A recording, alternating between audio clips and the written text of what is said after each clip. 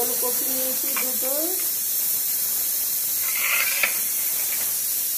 আর মাছ নিয়েছি ঝোল করব। আলু মাছ ওলকপি দিয়ে ঝোল।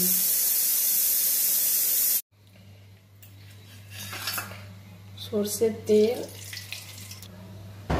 মাছটা ভেজে নেব।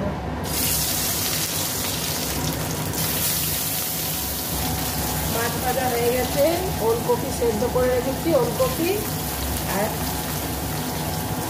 4 পিস আলু 4 পিস আর ওলকপি দিয়ে মাছটা রান্না করবো। ওলকপিগুলো ভেজে নেব।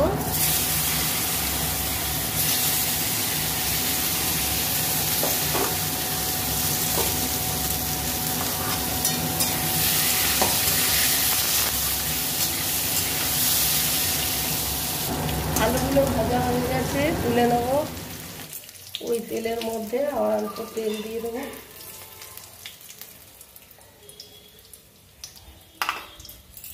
একটু জিরে ফোড়ন পরিমাণ মতো দিয়ে দিচ্ছি, একটা তেজপাতা,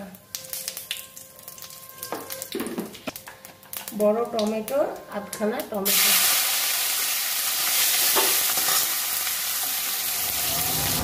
1 চামচ আদা, কাঁচা লঙ্কা বাটা, লঙ্কা গুঁড়ো, ধনে গুঁড়ো, জিরে গুঁড়ো নিয়ে নিচ্ছি জলটার মধ্যে। এটাকে আমি দিয়ে দেবো, মশলাটা ভেজে দেবো। হলুদ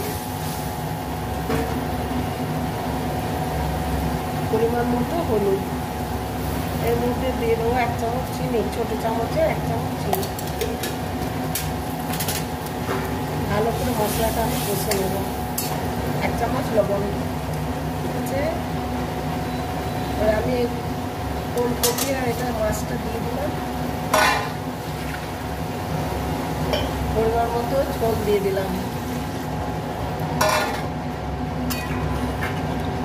আর দিয়ে দিচ্ছি এটা হতে থাক।